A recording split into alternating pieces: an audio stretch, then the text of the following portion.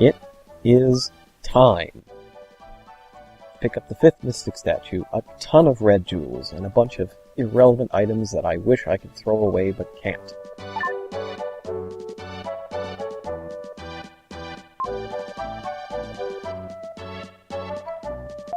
As you can see, I have far too many items, so let's get rid of these glasses that have no more use in the entire game. Oh wait, I can't. How about this? Yes, Will discards himself. This is a good plan.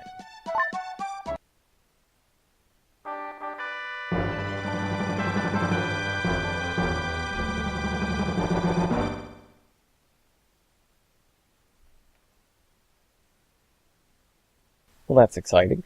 Let's take a look at the letter, see who it's from. Oh. It's Lola and Bill. Haven't heard from them all game.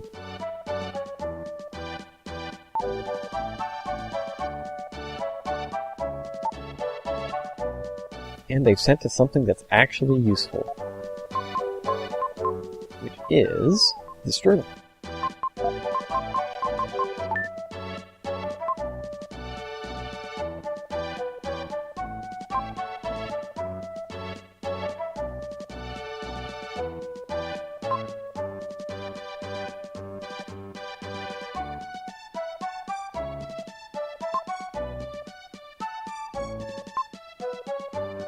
Alright, so we've got our destination. It's the pyramid, and we've got a clue that tells us how to solve the main puzzle of the pyramid.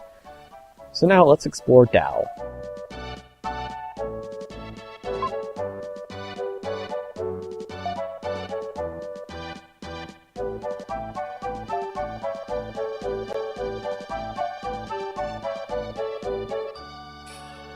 Well, Neil's pretty awful as a company president, but he's still pretty good as a walking plot device, not that we needed his help to tell us to go to the pyramid. We're up to 41 red jewels now. We're going to pick up 3 more here, and 5 more in the pyramid, leaving 1 more in the final dungeon. So let's pick up our first 2 red jewels, right here, with a minigame. Haven't seen many of those ever since Ishtar's little spot the difference thing. That's been the only minigame so far, and that was necessary to continue, so I'm not really certain I can call it a minigame. This is Snake Panic, however. It's also known as whack-a-mole in some civilized countries that don't use snakes and other live animals as things that you beat in the head. It's really easy to play. Basically, all I need to do is stand right in front of this center jar, and then all I have to do is turn right or left, depending on where the snakes appear, and my flute will reach all the way. It'll also hit the one in the middle. So even if they appear in the middle and somewhere else, I'll hit both. This minigame is honestly extremely simple. I'm not sure what the cutoff is for winning the prize of 2 red jewels, but I'm pretty sure that it's far lower than the number that I actually get.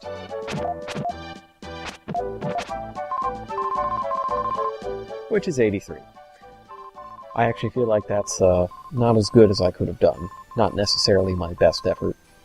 I'm not certain if you can get to 100, but I was doing pretty well. I felt like I could have. Alright. There are 2 more things of interest here at Tao. One is another red jewel that's hidden just kind of on the ground over here. Yeah, labor, trade, freedom movement, I know. That's a pretty lame conclusion to the whole slavery plotline. It's just, well, suddenly Neil says that slavery's bad and we shouldn't do it anymore. That didn't work in Tales of Symphonia, I tell you what. Alright, we got our last red jewel in here. That's up to 44. But there's one more thing we need to do before we leave, and that's talk to this woman who's hiding for her life.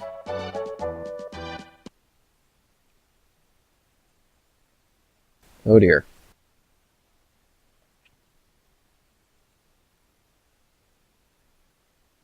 It seems like those folks in Euro weren't just bullshitting when they said that the Jackal was around asking questions.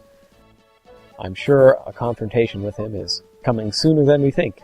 In fact, I would even go so far as to say that he would make a fine boss of the next dungeon. But hey, that's just me. Off we go to the pyramid.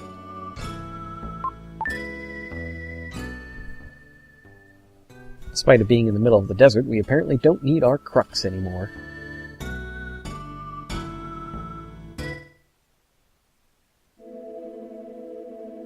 And here we go.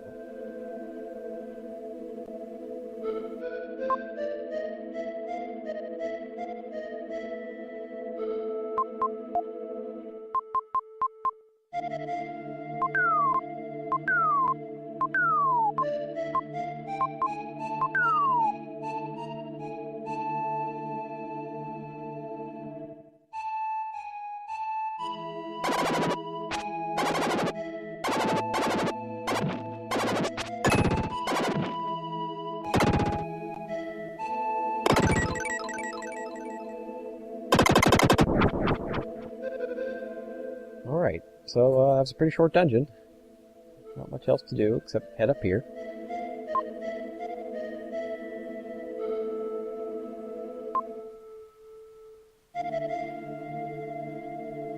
Well, that's not going to come into play later at all. But yeah, that's basically it. On the other side is stairs that go up, and so let's just save our game. Oh hey, what's that?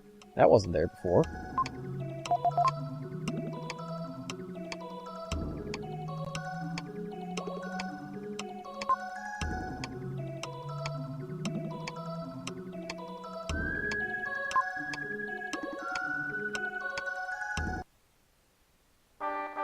Well now, that is a surprise.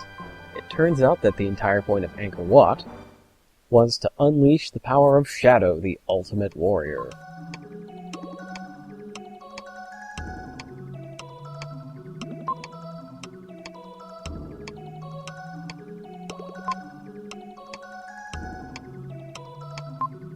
And of course, Gaia knows all in this case, and hands over the item that lets us use Shadow's special ability.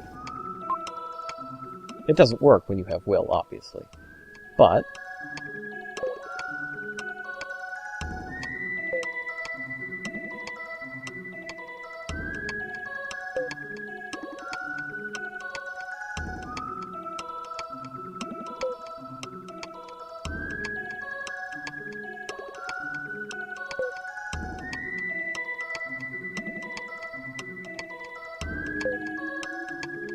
alright, so Shadow is the ultimate weapon that's going to let us take on the comet itself. But first we have to make it through the rest of this pyramid and get the 5th mystic statue. Good thing we've got the aura. Now, I think of the aura a lot, it's kind of like the morph ball. When you use it, you liquefy like that, and it let you play it as an item, not as a power, but it's essentially Shadow's power.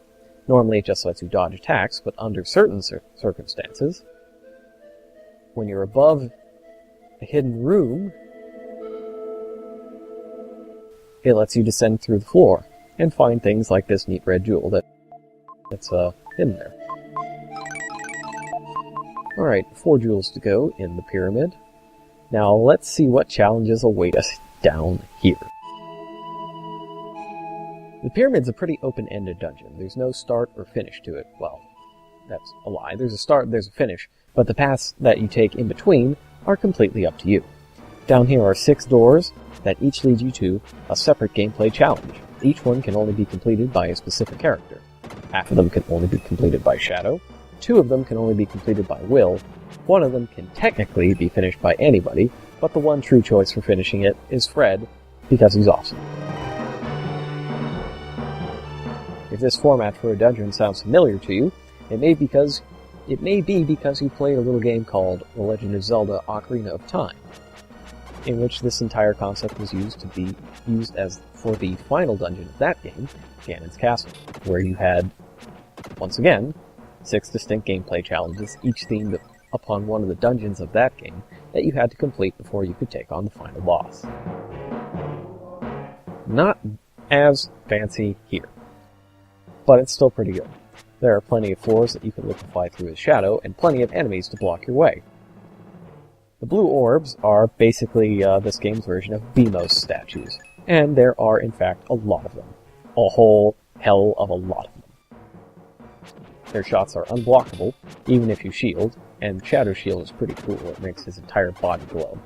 Shadow's shielding, it blocks shots from any side instead of just the front, like telekinesis. And holy shit, that's a lot of guys. But that isn't even the most. There's more to come. Now, seeing as I can't block those guys' shots, I'm going to do the sneaky thing and go around them this way. But not before I kill off some of these shielded knights. The key to the shielded knights is that you can't hit them head-on. They work a lot like Will with his telekinesis barrier. You have to go to the side, hit them from the side or behind, or when they lower their shield to attack you.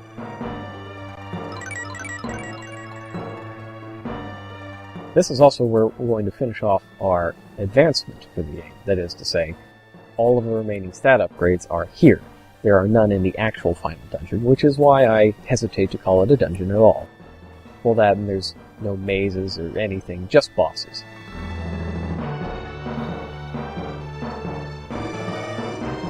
Now, the main objective of each of these segments is to find a lithograph, like this one.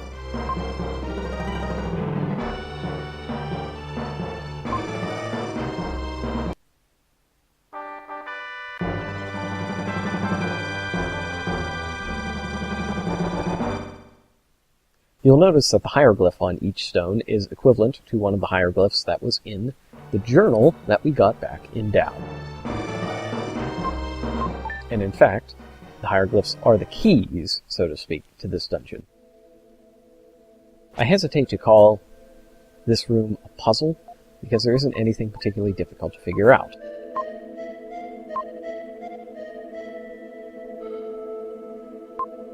Now, the order of the hieroglyphs in the journal is the order that we have to place the stones here. You may have noticed that we were in the second door down below before, and we found the second in the line of hieroglyphs. I hope that doesn't strike you as a coincidence, because it's absolutely not. It's pretty intentional. And that's what makes it not a puzzle at all, because the door that you go into corresponds to the hieroglyph you get in the sequence. So the second one had the second hieroglyph, the third one that we're in now will have the third hieroglyph, and so on and so forth. It's not the most exciting thing in existence, so I'm going to go ahead and call that locks and keys instead of a puzzle.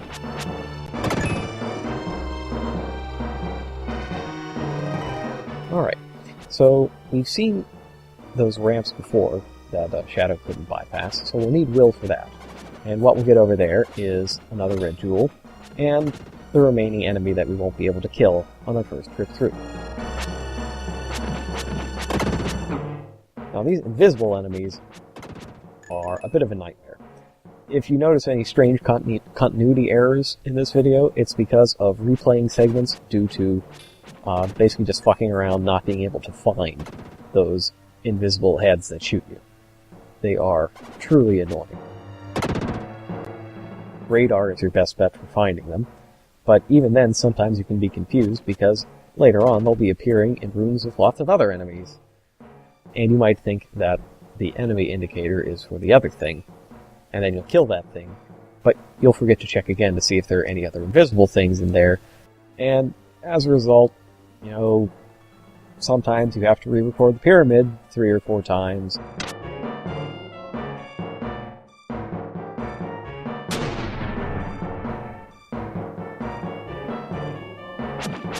Alright, so, if you thought that maybe, there's a little too much action in this dungeon and not enough waiting, you're gonna love this part. Because it's all about waiting. Basically, you go to each room, you kill the things that are in the room, it'll be a cramped space, and then you hit the switch and you wait to be able to go on to the next place. I don't particularly like this part very much. But also, as you noticed before, super fighting tip for when you're killing the laser ball things, they can only shoot sideways. That right there with the flare-up was Shadow's shielding ability.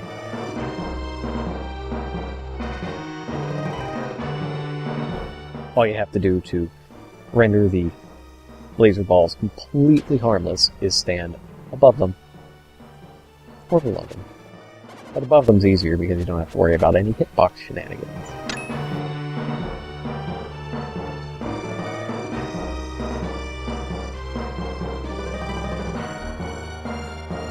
Anytime now. No, really. This is the slowest elevator since Mass Effect. BioWare liked the slowness of this elevator so much that they made it the basis for Mass Effect, and it's loaded.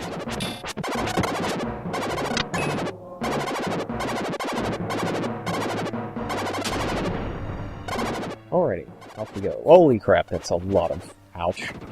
And there's really nothing you can do about this, so you're just gonna get whacked. You definitely need to come down there with plenty of health left because you are just gonna get shot up.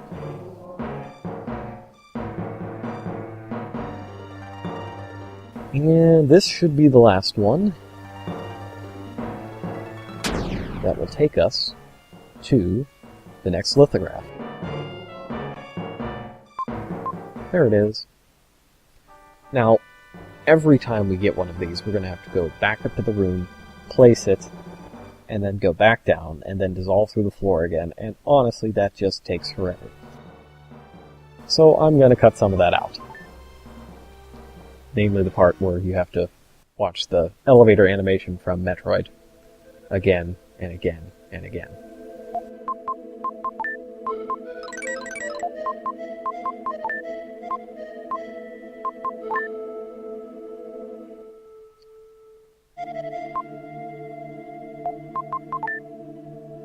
But apparently not this time. Actually, before we move on, let's finish off the third room and get that chest that we missed, because we didn't have access to Will's spin dash. Can't forget about that. It is a wonderful and important red jewel, and it would really suck if we forgot one now, after being so meticulous for the rest of the game.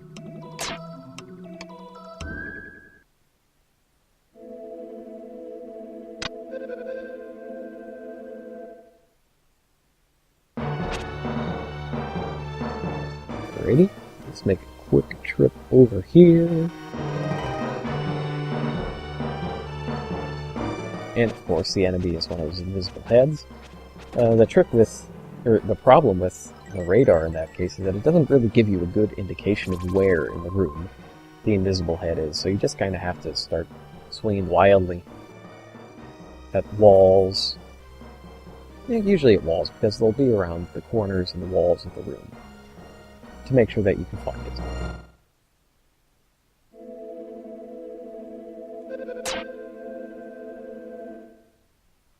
Alright. One more, where liquefaction is going to be a useful thing to do.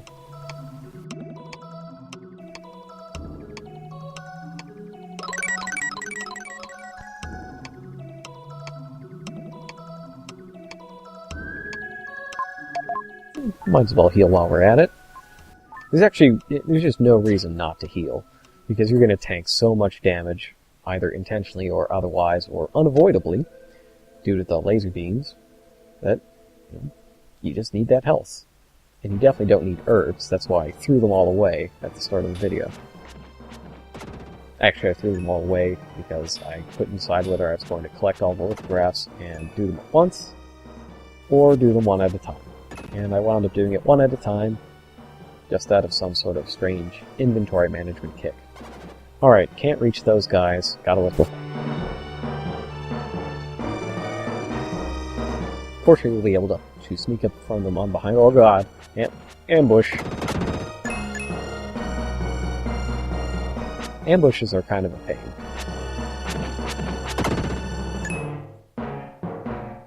But as far as ambushes go, that one was nowhere near as bad as, I don't know, a billion mummies crawling out of the woodwork. Not like that's going to happen at any point in the future.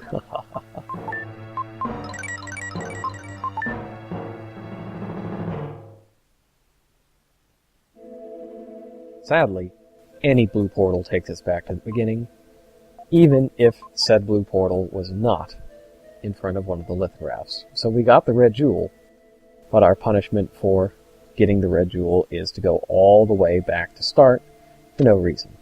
I don't see any reason why the portals could not have linked to different places. For example, right in front of the door to get back into this place. Would that be too much to ask?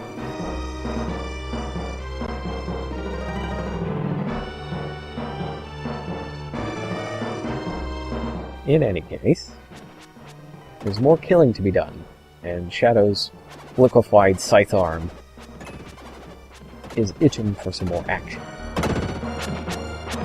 Really, that is kind of a cool attack. He just turns his arm into kind of a sword or a sickle and slices through everything. I really like Shadow. He looks cool. The graphical effect is pretty cool, where he's constantly shifting and changing colors. And the fact that he doesn't even stand on the ground is pretty awesome. He's too good for the ground. He just floats. Now, as you can see there, hitting an invisible head once, but not killing it, actually renders it visible and changes the projectile type that it fires. Okay, it's mummies. You didn't really think you'd be able to get through an Egyptian-themed pyramid dungeon without mummies, did you? But what's unique about these mummies is that once you kill them, they release an evil spirit into the world that kind of looks like Mr. Glitch from the old Mathman films. You can either kill the evil spirit or just let it touch you, in which case you'll take damage and it'll simply vanish, as if it's possessing you. But I was unable to detect any ill effects from being touched by it.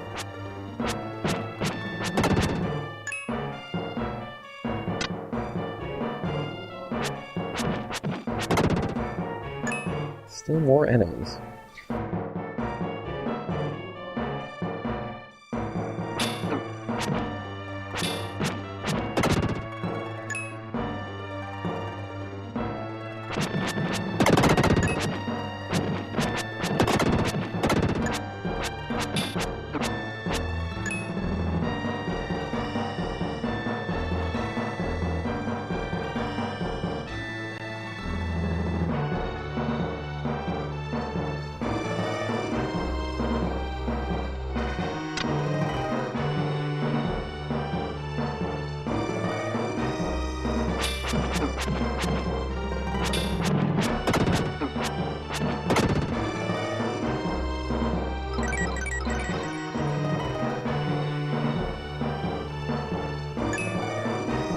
And with that, we've come to the end of this segment.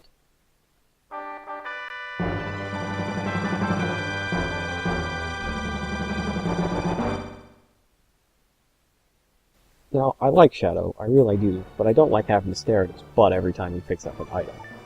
So, I think we're about done with Shadow, and we'll pick up next time when we take on the challenges meant for Will.